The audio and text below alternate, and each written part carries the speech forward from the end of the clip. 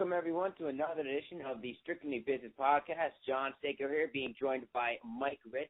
Mike, I missed you on our Week 2 NFL Predictions podcast. You were unable to join me in the predictions, but you were being a good boyfriend, and you were spending the weekend with the birthday girl, Monique. Well, it's actually touching to know that you actually missed me on the podcast. But I did. But that means a lot. But yeah, certain things came up, and I had other obligations. But now I'm back. I'm fresh. I'm back and fresh. I haven't done this in a week, so now I feel like I had my bye week.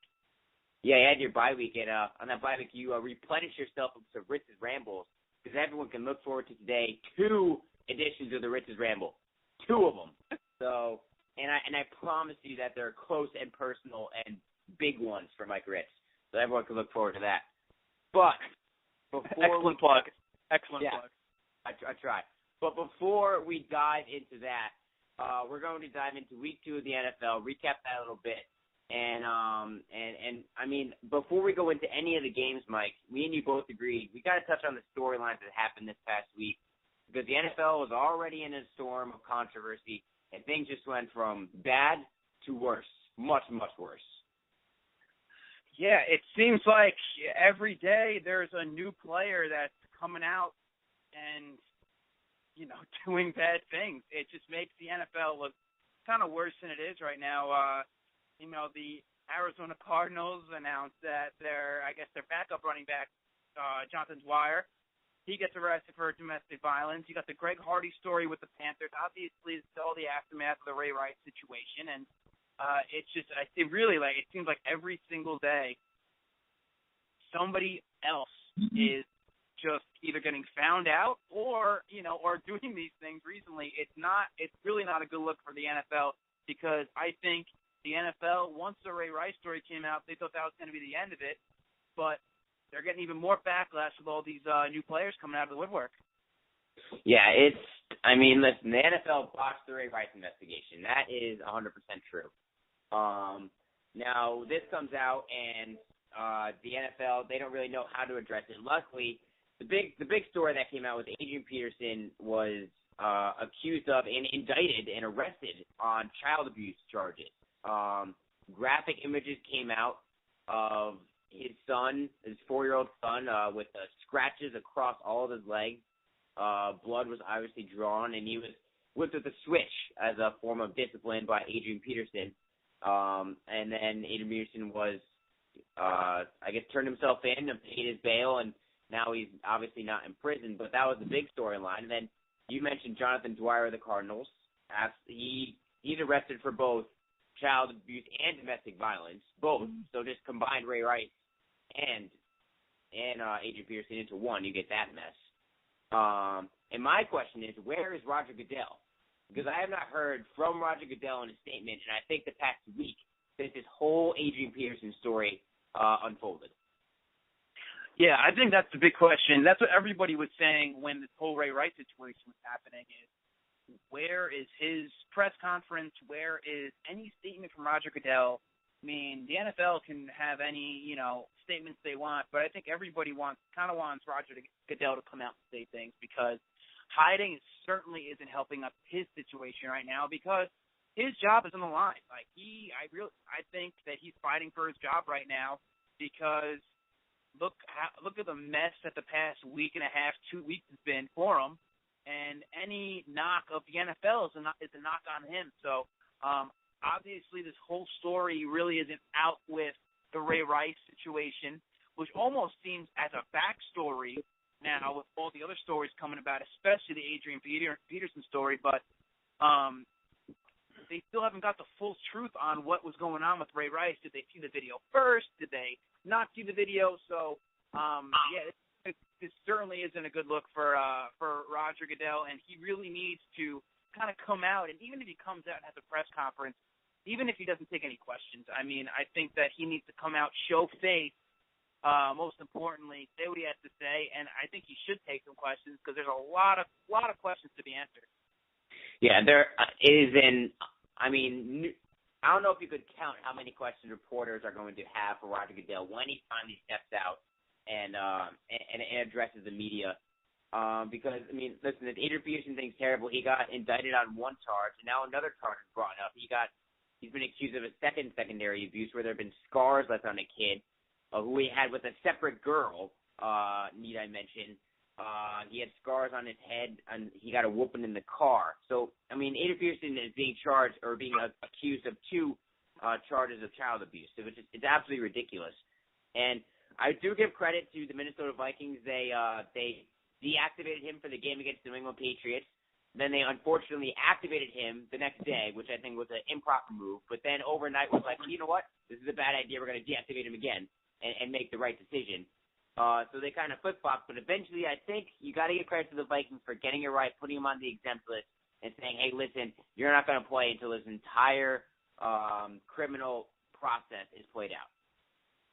Yeah, I mean, eventually they made the right decision. Obviously, the flip-flop, they didn't look necessarily good, but overall they made the right decision.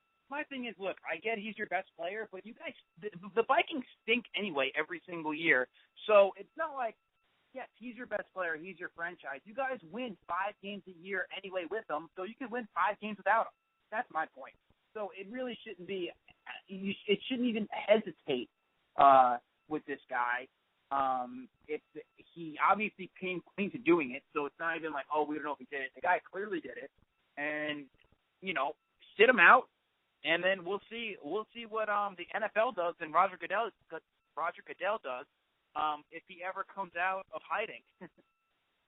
I mean, there's a bunch of tweets I read, like, did people take Roger Goodell hostage and stuff like that? Our lawyers are taking him hostage to make sure he doesn't talk at all. But interesting is Dan Ravel tweeted out he took a poll, or he found a poll that was conducted by Marist College and another I guess you could say reliable poll source, and I can't find his tweet verbatim, but it's something like 85 or 88% of people have not been deterred away from the NFL since these allegations have come out against Ray Rice and Adrian Peterson, Jonathan Dwyer, and such. And also, roughly only 35%, according to this poll, saw fit that Roger Goodell should lose his job and be forced out of office. Only 35% of people said that with these allegations he should be forced out. And I thought that was incredibly low. Yeah, I mean, it's tough. It really is, because you don't know for a fact whether or not, whatever shady business that was going on in the Ray Rice situation. Unfortunately, we might not ever know the truth of what really happened, at least for Roger Goodell's role in all this. And I think, although if you take out Roger Goodell and put somebody else in there, I still believe the NFL is such a money-driven, just a machine right now that it's not like it's going to lose money if you get Roger Goodell out of the NFL. But it doesn't change the fact, like, get rid of Roger Goodell isn't going to change the fact of the type of players that are in the NFL right now. You know what I mean? So even if you get rid of Roger Goodell, that doesn't necessarily mean all this is going to stop. You know what I'm saying? Yeah, so, yeah. And obviously we've talked about this. The owners clearly like him because he put a lot of money in these guys' pockets. And even if you can get a new guy to come in and do that, maybe the owners, they don't necessarily like change much. They have a relationship with Roger Goodell. They appreciate and at least respect what this guy has been doing. And it's going to be hard. And, oh my Lord. Stanko, are you watching this game right now? Oh, my God, they scored again. Jesus Christ. That's a punt return. Oh, my God. In case people don't, we're watching the Atlanta Falcons absolutely destroy the Tampa Bay Buccaneers on possibly the most uninteresting NFL game I've ever watched. It's awful. Man, that's another punt return. It's about to be 35-0. Is that Devin Hester? That's an NFL record for Devin Hester. It's 20th career NFL return for a touchdown. So breaking news here. Flag. Oh, man. Breaking news here on the Strictly Business podcast, but it's an unsportsmanlike conduct, so it's going to stand. He broke the record. He broke the record. Congratulations, Devin Hester. And for the record, me and you are both going to start out 1-0 this week on picks because we both had the Falcons over the Bucs. Which I'll definitely take because it was a rough week last week. Man, I don't even want to tell you my record last week. I don't even want to tell you. I don't. I'm not even going to say it. It was that bad. It was that bad. Yeah, but going back to this NFL situation, yeah, I mean, I'm not necessarily surprised because I don't think the NFL likes change. I don't think the owners like change. And we've talked about this. It is the owners that are primarily going to have a role in getting rid of Roger Goodell if that happens. So I'm not surprised with 35%. And if more of these stories come out, I wouldn't be surprised if that 35% rose. Yeah, I mean, I thought it'd be more like 45-50 to be honest with you in terms of the poll results. I disagree with you. I think Roger Goodell has a little bit to do with the fact that players like this are getting into the NFL because I don't know if you saw, but Brandon Marshall's family came forward with a lawyer, and they made an allegation that Roger Goodell blatantly ignored their, I guess you could say, pleas or claims that Brandon Marshall was performing domestic abuse against them back when Brandon Marshall was charged or was brought forward with these charges. And they said, the lawyer said Roger Goodell did not do enough, and he blatantly ignored the issue and ignored evidence. And if that becomes true, or any fact of that becomes true, and a cover-up is found in any way, shape, or form, like say, for instance, it's proven that Roger Goodell saw the Ray Rice video and still only gave Ray Rice a 2-game suspension, then I think that number skyrockets. And I personally think that Roger Goodell has something to do with the fact that these players are getting into the league somehow because they are the best athletes, but they're obviously not the best people. And right now, when you look at scouting and how teams are scouting, they know that they can get away with not the best people in the NFL because they have some sort of safety net that, hey, if this guy messes up, he might not get caught because of something that maybe the NFL is doing. That's my conspiracy theory. I'm theorizing for you right now. Yeah, I mean, for me, it would have to take proof that he did see the video for him to even remotely think about losing his job. If all the information that we have right now stays the same, this guy's not going to go anywhere. I really don't think so. But yeah, if more stuff comes out and more people come out and really bash Roger Goodell and have some sort of proof that he did see the video, or if he comes out and he said, even if he comes out and says he handled it wrong, then I would think. But you know, the players, unfortunately, it's not. We talk about this. It's not the players' decision. So we'll see how it comes out. But it's just been a mess of 2 weeks for the NFL. Oh yeah, I mean it's sad that most of the talk is not about the games. It's about the controversies off the field. You never would have thought that week 2 of the NFL, but such is the case. But we got to talk about week 2 in the NFL. We got to move away from the depressing stories off the field and move on to some of the interesting stories taking place on the field.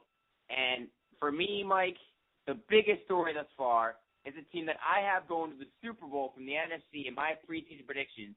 The New Orleans Saints are 0-2 on the year. How does that happen? Man, it was they got clipped by the Browns in Cleveland, and they just what's surprising to me is their defense, to be honest. This was a defense that was supposed to come out. They were all set. This was going to be the reason why people were picking them to make it to the Super Bowl, is because they have an increased defense. They've always had a good offense. They've always had Drew Brees. Well, now they have a good defense to back it up, at least what people thought going into the season. But it's non-existent so far. They got 37 on them against Atlanta, and now the Browns put up 26 on you. It's not a good look right now for the Saints, and I still believe they're a very good football team, but you know, I'm very, very surprised they start off the year 0-2. Yeah, the Saints dropped their 5th straight, 5 in a row, regular season road game. They've lost 5 straight regular season road games, and no matter how much Drew Brees says, we don't play any different on the road than we do at home like he did last year, that's a complete and utter lie, because they are such a different team in New Orleans than they are on the road. And also want to congratulate the Browns because for the first time in 10 years, they are 1-0 at home. For the first time in 10 years. That is just so sad. And Mike Penton's first career victory as a head coach. Yeah, he got a Gatorade bath. And he said after the game he was looking forward to smoking a celebratory cigar. So he was very, very happy with the win. And also bad news out of this game for the Saints is that Mark Ingram got hurt, and he's going to be out for an extended period of time. And he was playing very, very well for the Saints as well.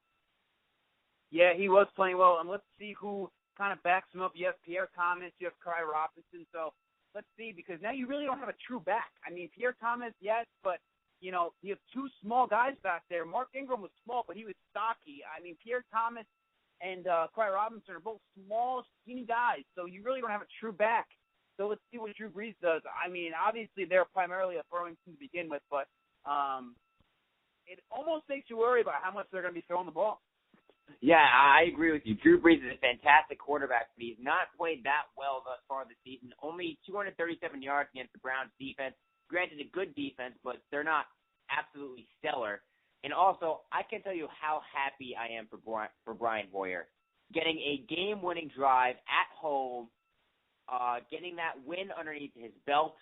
Bye-bye any hope of Johnny Manziel, who made his debut and went 0 for 1 with an incompletion, and it was a dropped pass, so it wasn't even his fault, but still. I'm so happy for Brian Hoyer. And for the Browns, this is an absolutely huge win. And for New Orleans, you lost 2 games that you were in the position to win. You were in the position to win in Atlanta and in New Orleans, and in Cleveland, and you couldn't do it. Yeah, I mean, and it also makes Mike Penton look like a genius, not a genius, but it just makes him look like a strong-willed team by not caving and starting Johnny Manziel or even thinking about playing Manziel.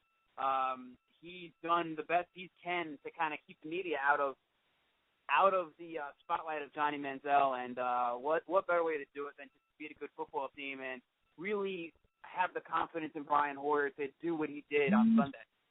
Yeah, and do you know, is Marquise Colston hurt? Do you know this? Yes, I think Colston's hurt, yes. Yeah, I'm looking at the box score right now for New Orleans in receiving. Jimmy Graham targeted 13 times. The next guy closest was Robert Meacham, targeted 5 times. Jimmy Graham, 118 yards receiving. Next closest, Robert Meacham, 37 yards on 3 receptions. Jimmy Graham had 10 receptions. So, you're going to ask Drew Brees to pass. He's only going to be passing to one guy, Jimmy Graham, because, frankly, outside of that, he doesn't have that much to go to because Cooks did not have that good of a game, the rookie Brandon Cooks for New Orleans against Cleveland either. Wow, no, Colston is healthy, Stanko. He just had 0 catches and 0 targets in week 2. He had that costly fumble against the Falcons in week 1, but he went 0 catches and 0 targets in week 2, and this article says it's the first time since 2008 that's happened to Colston. Well, there you go. You got to wonder, was Hayden matched up on him the entire time, Joe Hayden? You got to figure. Yeah, to be fair, he had 5 catches for 110 yards in week 1. So, let's see. I'm really not too phased. Any wide receiver, I'm not really phased because Brees is going to get you the ball if he can get you the ball. All right, that's a very fair point. All right, so we talked about the Saints. They're starting off 0-2. Was there any other games week 2 that stuck out to you, Mike?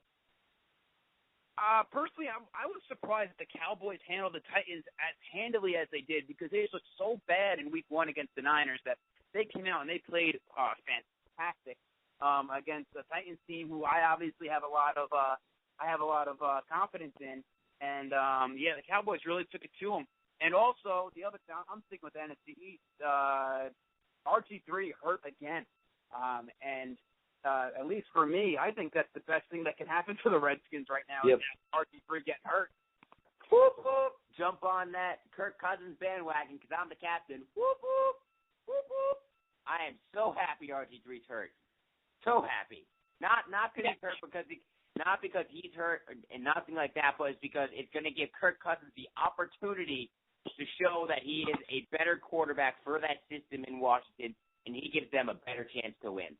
Yeah, I think if anything, because people are saying how the Redskins are out of it now, I think this gives them more of a chance in the division with RG3 sitting than it does with Kirk Cousins. I really believe in Kirk Cousins, and I'm kind of mad as a Giants fan. We'll get to them in a second. I'm kind of mad as a Giants fan that RG3 got hurt because now Kirk Cousins is a pretty good pocket passer, and the Redskins just got a little more dangerous.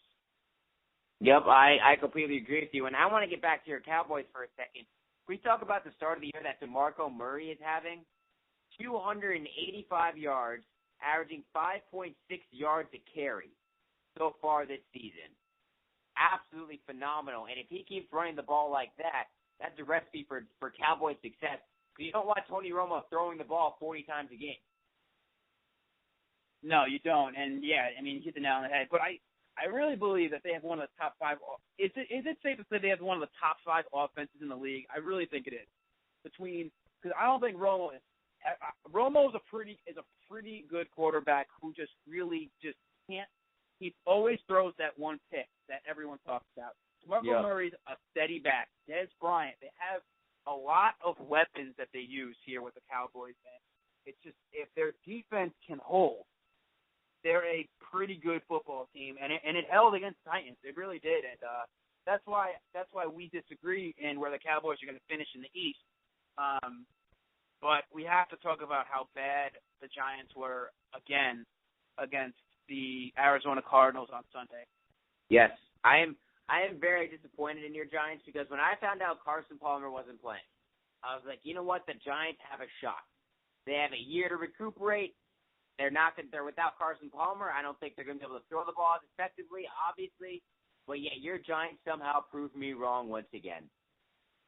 And, honestly, at times, I would say from about the second quarter to the start of the fourth, the offense looked pretty good. It really did. And they just turned the ball over, whether it was dumb picks or just or fumbles. And just don't even get me started with Victor Cruz. He just continues to drop. He was bad. He was pretty bad in week one. He was a big reason the Giants lost the game in week two. There was a big play on 3rd and 6. Just a nice little play action, a little dump pass to a wide open Victor Cruz, probably about 8 yards deep. Definitely would have got a first down and then some. He drops the ball. 4th and 6, we go to punt, and then Ted Ginn Jr. runs it back and then gives them the lead. It's just stuff like that. I mean, Coughlin prides in this team doing all the little things right, and we're just doing a lot of these little things wrong, a lot of penalties, a lot of dumb turnovers, a lot of drop passes.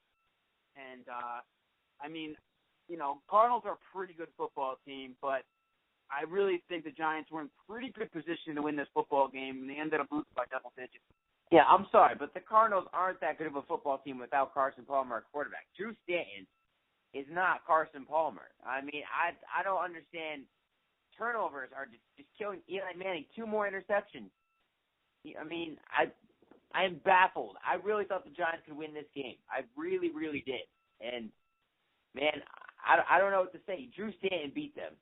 Drew Stanton was able to manage the game well. He only averaged 6 yards of completion. But, I mean, you look at the stats, nothing really stands out for Arizona. They didn't do anything particularly well, except for the fact that they didn't turn the ball over, and the Giants had 3 turnovers. Yeah, I mean, that's what it was, too. 4 turnovers, excuse me. I don't think they did anything. I don't think they did anything specifically well on offense because, obviously, they got the 7 of the points from a nice punt return. But, I mean, I think on defense, I think they're a pretty good defensive team, but like you said, with their starting quarterback, Andre Ellington, not 100%. This was a game at home that the Giants really should have had.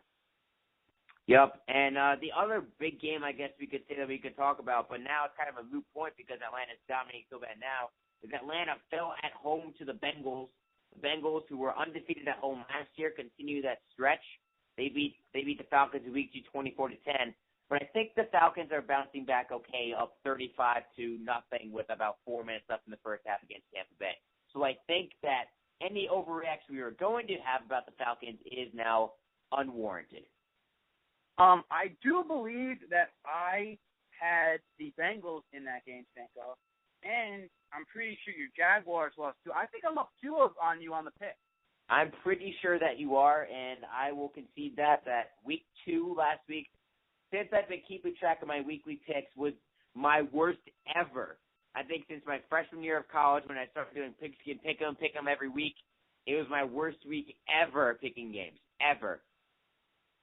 Yeah, it was certainly a rough week, but also, Stanko, we've glossed over one game that we need to get to is the Jets and the Packers. Oh, yeah. It was certainly an entertaining game, to say the least. The Jets came out, and they were on fire in the beginning, defensively and surprisingly offensively. They looked like they were handling the Packers in the first half. They had a 21-3 lead. All the momentum was going with the the Jets. In Lambeau Field, they were playing on the road. Geno Smith looked pretty good. They ran the ball well. They were bothering Rodgers. They were kind of doing everything right, and then all of a sudden, the wheels started to kind of fall apart. They finished at halftime. It was 21-16, and then a little controversy happened towards the end of the game, Stanko.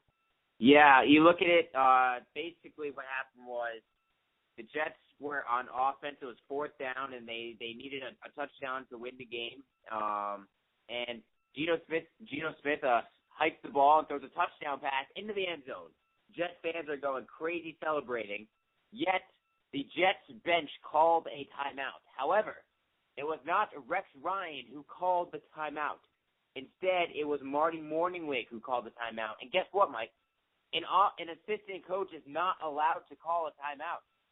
So now the question is, I pose to you this. Whose fault is it for calling that timeout? Is it Marty Morningwig for asking for it, for yelling it? Is it the referee for hearing it and then blowing the whistle? What do you make of the situation? I think that in the end, I think a head coach needs to have some sort of, obviously he needs to have control of his sideline. So I think in the end, you got to look at Rex, because although he's a player's coach, it just looks so unorganized on the sidelines and confusion on the sidelines. This isn't the first time that this type of thing happens. So I think that it's clear Rex, I don't think he coaches both sides of the ball, and which is fine, because I don't think he ever claimed that he did. But I think the fact that kind of puts a lot of confidence in other coaches may kind of give the assistant coaches, I don't know how you say it, believe they have more power than they do. So I think that towards the end of the game, when things are going crazy, I think the head coach needs to kind of have control of his sideline. So even though he wasn't willing to call the timeout, the ref should have looked to see if it was Rex calling the timeout. I think in the end, the assistant coach needs to know what to do in that situation, and it falls on Rex's shoulders. I believe it really does. I tend to agree with you. I think it was our friend Tommy Simon who pointed out in an article that Rex Ryan's headset was programmed onto the defensive side. He was listening to the defensive coordinator at that moment. So if that's true, he's not even focusing on the play at hand, which is going to determine the rest of the game. Listen, I think that the refs made a mistake, obviously, but I don't think you could blame the refs, because I guarantee that's happened on more than one occasion, but just never in that magnitude at that moment on a 4th down to decide the game, or a touchdown where it's the end result of the play that got canceled out. Yeah, but then if you look at it on the other side, Geno Smith throws that pass, and it's an incomplete pass, and they go and they call a timeout. We wouldn't even be talking about it. Exactly.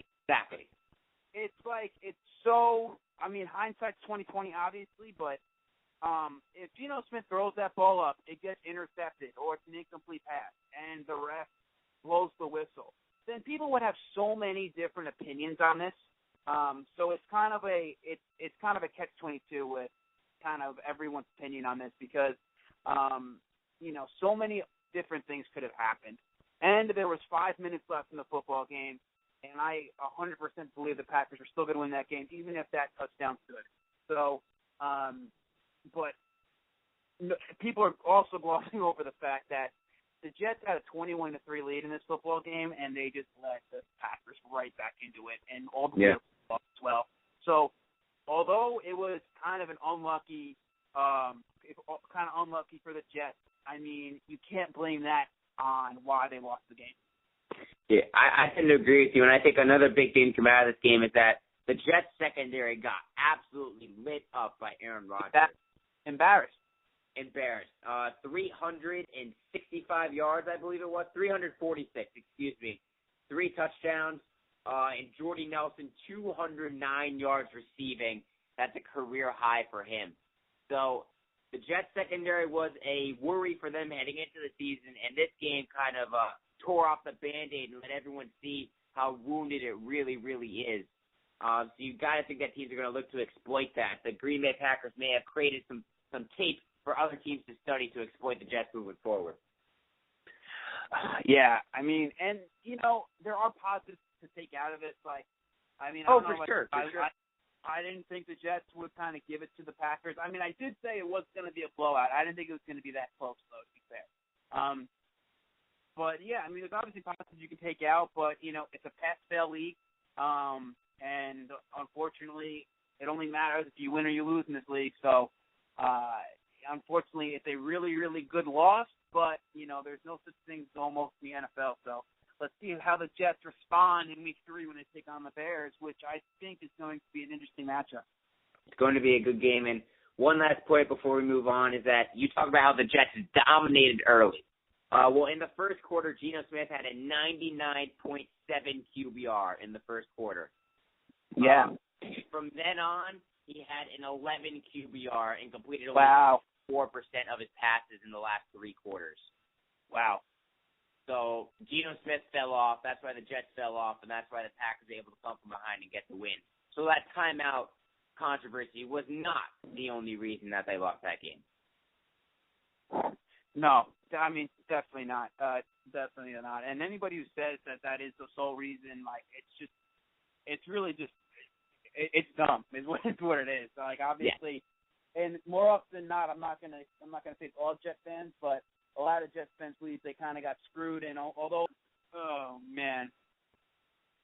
All right, so you got that out of your system. Now we'll talk about different subjects so you can recharge for your second ramble, which will happen in a little bit. I need to rest. I got to rest now.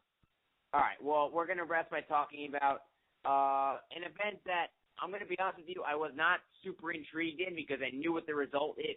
I knew what the result was gonna be when they first announced it. The NBA held their FIBA Championship, if you will, and the United States won it in absolutely dominating fashion.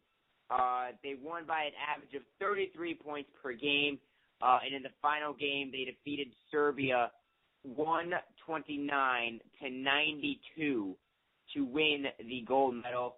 I don't know about you, Mike, but for me, congratulations, Team USA, first of all. Congratulations. They dominated throughout. They obviously proved that they're the best.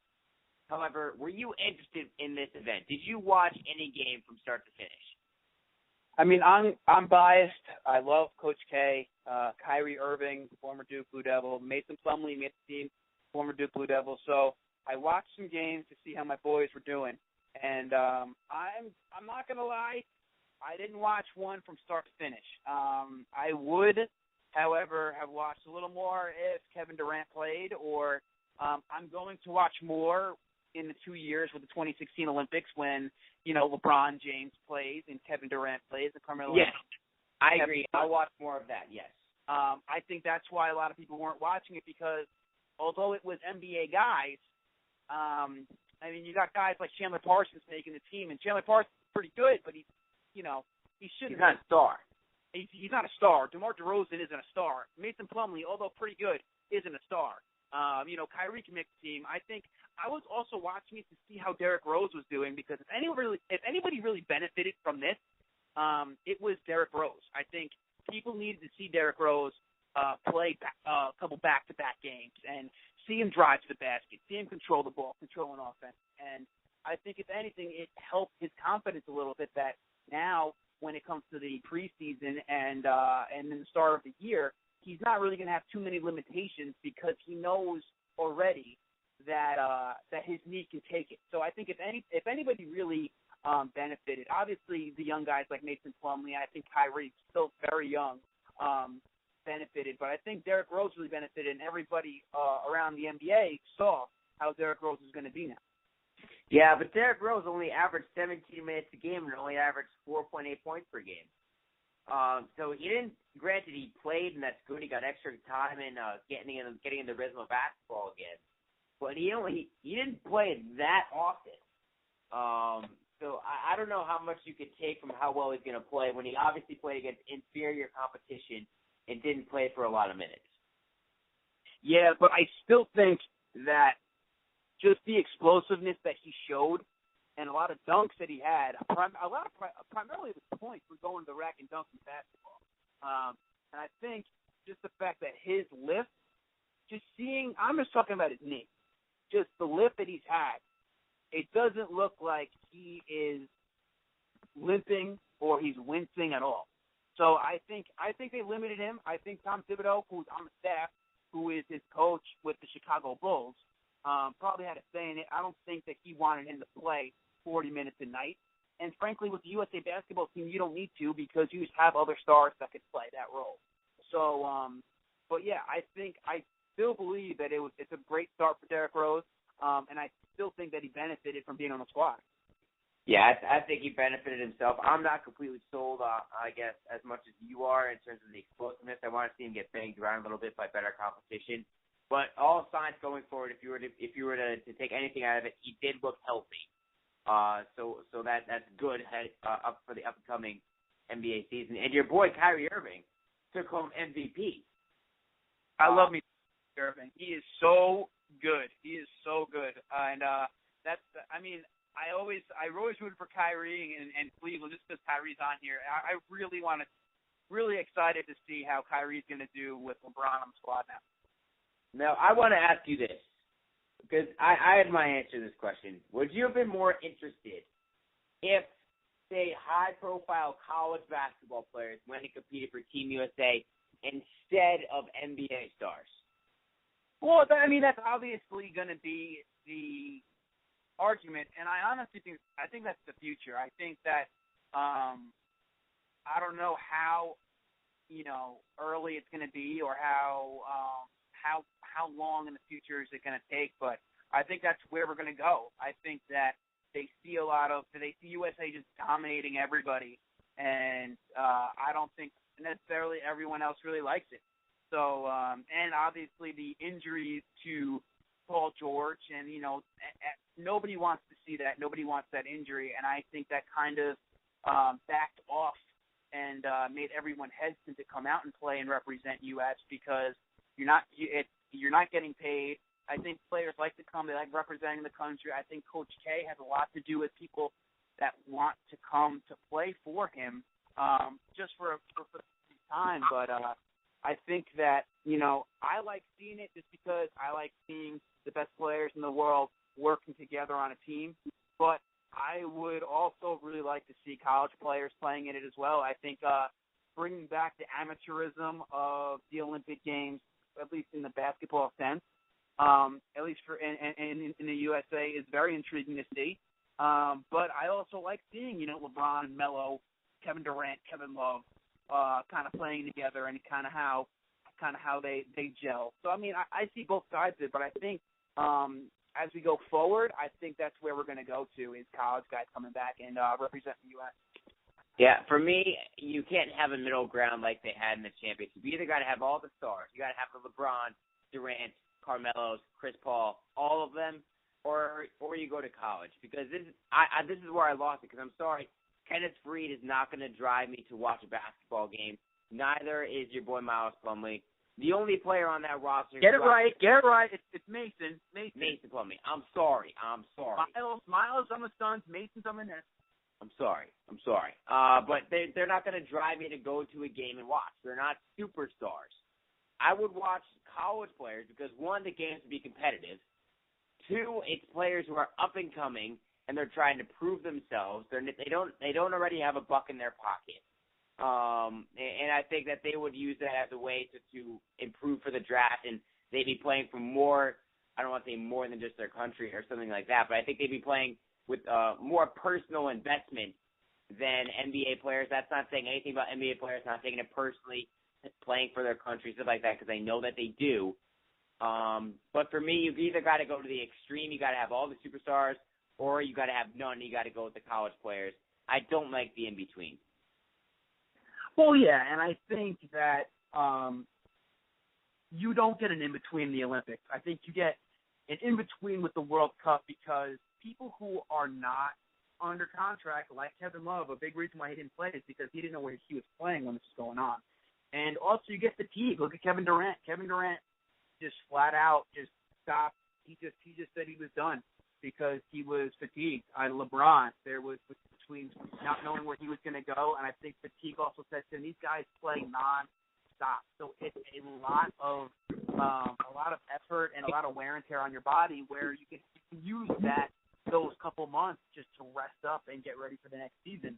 So, I mean, I see it both ways. I still think there's some players in the NBA that love representing their country, and when it comes to Olympic time, I still believe that all of the best players are still going to play. Like, that's not going to change.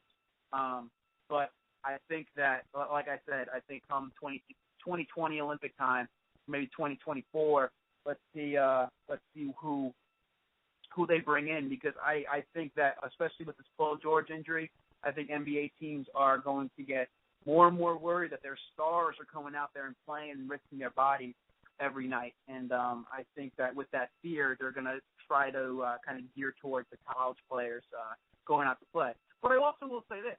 You have these college kids playing now.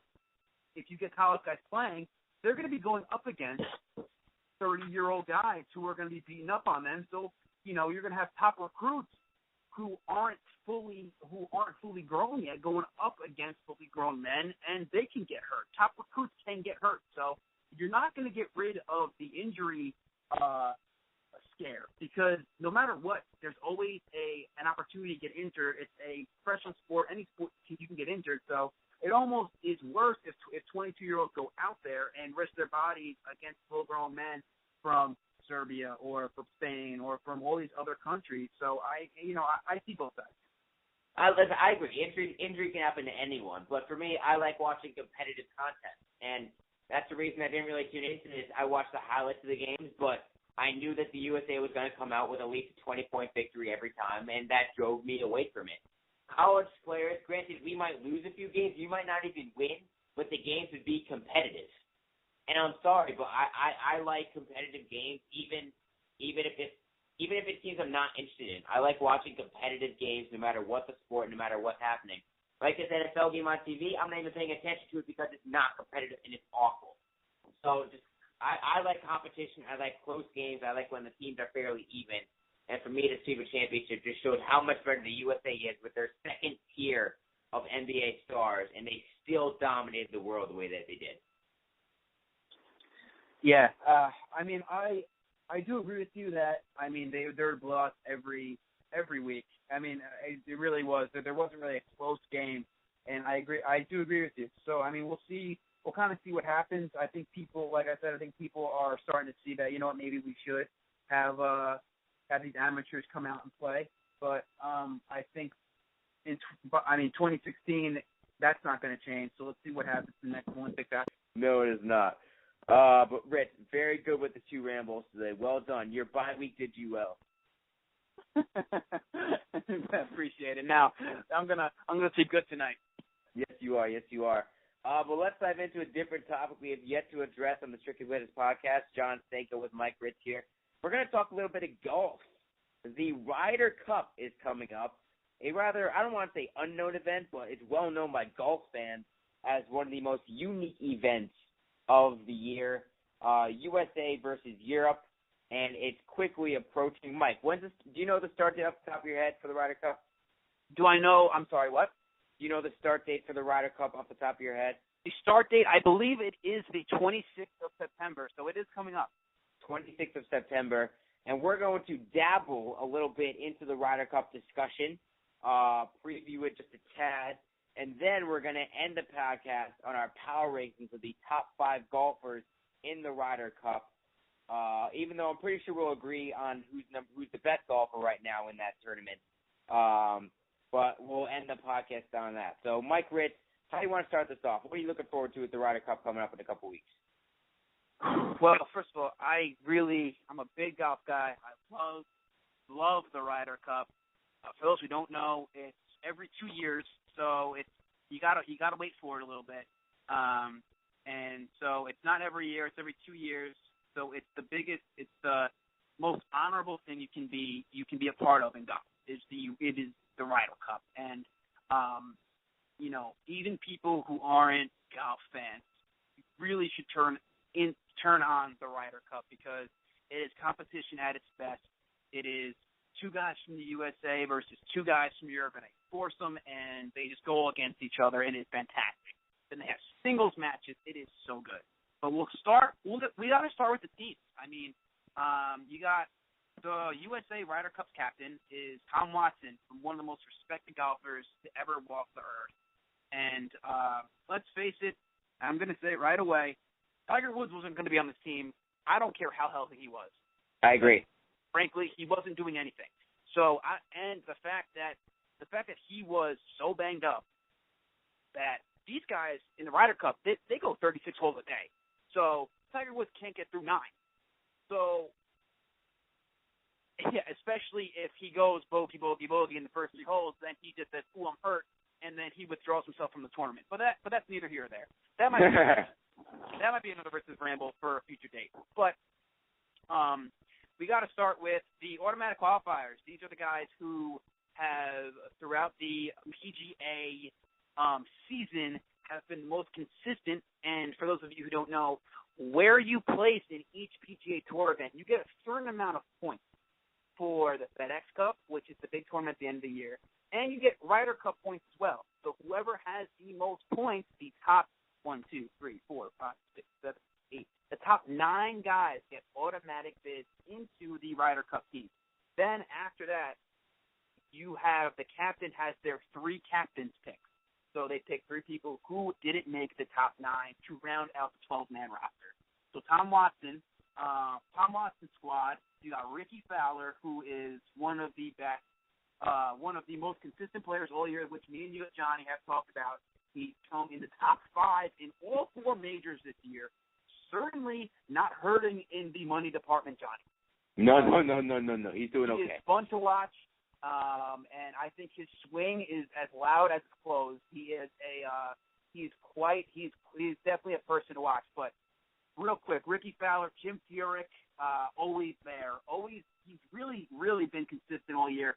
Zach Johnson, who I think underrated, Matt Kuchar, Phil Mickelson, the crowd favorite, my favorite. He makes it after having a great last 2 tournaments. Patrick Reed, no one's talking about, one of the most consistent players all year. Then the next up-and-comer, Jordan Spieth, only 21 years old, makes the Ryder Cup team, his first full year on the PGA Tour, makes the Ryder Cup squad. Jimmy Walker, who was right there for the FedEx Cup title, fell short, makes the Ryder Cup team, and Bubba Watson. Bubba Watson, that rounds out the 9 automatic qualifiers. Tom Watson chooses Keegan Bradley, who was fantastic in the 2012 Ryder Cup U.S. team, Hunter Mahan, who was also pretty good, and Webb Simpson, who is one of the most underrated and consistent players on tour this year. So that was the USA Ryder Cup squad. Yes. Now, the big question that I think everyone is kind of posing is that Billy Horschel, who won the FedEx Cup, is not on the U.S. Ryder Cup team. Now, I don't know the timeline for which Tom Watson had to make his selections for this team, if there was a deadline, if you will. I don't know that date, but Billy Horschel, he won the last 2 events and then won the FedEx title. And if I'm Tom Watson, I'm shaking my head going, why didn't I pick the hottest golfer that the USA has right now? Well, to be fair, the picks come before the FedEx Cup ends. So you have to make the decision. Billy Horschel wasn't the most consistent guy on tour this year. He was kind of nowhere to be found alive. No one was really talking about Billy Horschel until the Masters of last year when he was leading after a round. But he's kind of been there in some tournaments, and then he just simply waited too long. This wasn't it's a known fact that where the Ryder Cup deadline ends, and yeah, it is unfortunate for Billy Horschel that he waited too long to kind of come into his own. I don't think he's hurting that much. He wins the last two tournaments. He wins the FedEx Cup, $10 million right there, on top of the tournament that he won the week before. So I don't think he's really hurting in that sense. But yeah, it's unfortunate that probably the hottest golfer right now isn't on the team. But this is how it's done every 2 years, and the FedEx Cup happens after the captain's picks get made. So it's unfortunate for Billy Horschel, but that's just kind of how the way it goes. Yeah, so I mean, it's the big question for Team USA is that the fact of the matter is that they're big underdogs. No one expects them to win this. Europe has the better players, and if you look down that Europe roster, I'll read through it quickly. You got Rory McIlroy, won 2 majors this year. Right now, he's the hottest golfer on the planet by far. You got Sergio Garcia, who had a great year. Henrik Stenson, Jamie Donaldson, Victor Dubuisson. I love saying that name, Dubuisson. Martin Keimer, Justin Rose, Stephen Gallagher, Graham McDowell, Thomas Bourne, Lee Westwood, and Ian Poulter. Right now, I think you could easily say Team Europe has a absolutely huge advantage. And according to golfstrat.com, USA, I guess, and according to their matchups, only has 2 advantages out of the 12 players matched up. That's it. And they haven't won on European soil since the 90s. I think that's also something they're playing. How the Ryder Cup is set up, you play every other Ryder Cup you play on your soil. So last Ryder Cup in 2012, they played in USA. Now they're playing on European soil, which is kind of important. I mean, Europe has dominated the USA in these Ryder Cup matchups, and they dominate even more when it's on their soil. But it is to be said, the last time we won on European soil, Tom Watson was our captain. So whether you take that or not, it's at least something to talk about. Last time Tom Watson was our captain, we won on European soil. So let's see how it is here. But I agree, Europe has the players here. You have the best player in the world, Rory McIlroy. You have Sergio, who really sets the plate during the Ryder Cup. And I think the player that you really have to talk about here for Europe is Ian Poulter. This guy was born for the Ryder Cup. This guy has fire, and this guy has just his guts. He has everything. He's looking to beat you every time he plays, and it's even more seen during the Ryder Cup. This guy's Ryder Cup record is 12-3, Stanko. Yeah, that's pretty solid. He has a solid track record in the Ryder Cup. Granted, that's why Keegan Bradley made the roster. He played great with Phil last year. But Ian Poulter is the guy that is going to be – I really think is going to be the story. He has been the story for the Ryder Cup. He's going to be the story again. And Europe simply has better players. For me, I'm more interested to see how the younger guys and the people who are in for the first time are going to do, at least for the U.S. team, because let's face it, there is only Phil, Jim Furyk, and Zach Johnson have more than 3 appearances in the Ryder Cup on the U.S. team. Ricky Fowler has 2, Keegan Bradley has 2, Webb Simpson has 2, Hunter Mann has 3, Bubba Watson has 3, Matt Kuchar has 3, and then Reed, Spieth, and Walker are all new players. So, sometimes people say ignorance is bliss in the Ryder Cup. Your first go around, you sometimes play your best golf, and I think people were surprised how good Keegan Bradley did last time. But these guys in Europe, they really have the players to really take care of us. And I'd be lying if I said I think USA is going to win here. I think it's another dominant Europe team. And as much as I love the U.S. guys, I love a lot of guys on Europe. I love Rory McIlroy. I love Sergio. I love Graham McDowell. There's so many guys, and that's kind of what I like on tour. There's so many likable guys now on tour that are very good. And also Tiger Woods nowhere near the Ryder Cup, which is also fantastic. A personal investment from Mike Riss, no Tiger Woods. I agree with you. I think another person you got to look out for is Lee Westwood. 9 appearances on the Ryder Cup, the most experienced of the Europe players, and he has a record of 18, 13, and 6, so a winning record. I think you got to look out for him as well. He was an easy captain pick when you have that much experience and you performed that well.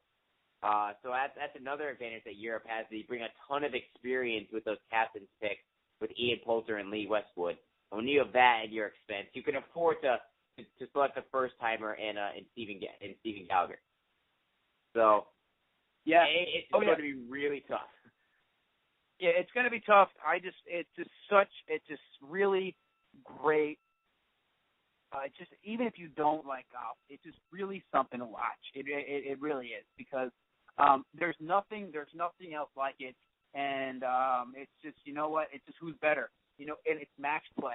It's just, who has what it takes, in the long run. It tests mentally, it tests physically. It's just so demanding, and it's unlike anything what the golfers kind of have to go through. They don't have to play this. They don't have to play this type of setting, this match play setting. They only do that once a year. But now with the Ryder Cup, it is a completely different animal, especially when you are representing your own, representing your country. So let's see what happens here. Yeah, and you know what I love? The crowds. The crowds at the Ryder Cup crowd is fantastic, awesome, and that's why you got to look out for these young guys. And it's kind of good. You see the kid-like attitudes in these older guys like Phil and like Furyk, and because the crowd is just so into it. And guys like Ian Poulter, guys like Keegan Bradley, they feed off of the crowd's energy, and it's really just a sight to see. So I cannot wait for the Ryder Cup in a couple weeks. Yeah, those crowds in Happy Gilmore when the golf upper class wasn't too happy. That's the crowds that you have at the Ryder Cup. That makes it incredibly entertaining to watch. It's just the crowd is ready to erupt every time they're on the course. It is it's fantastic to watch. Yeah, like I'm looking at a GIF right now of last year. Keegan Bradley's caddy waving around the flag stick after he made a huge putt, and the crowd going nuts in the background, and Keegan Bradley fist pumping all over the place. So you would never get that on a regular golf course, a caddy waving around a flag stick in triumphant victory. Yeah, it's awesome. I can't wait. I'm gonna be glued to the TV once it starts. But I would love if this was on U.S. soil, but they took care of us last time as well. So let's see if we can if we can steal one in Europe. But Captain Paul McGinley for Europe really has a nice squad this year. So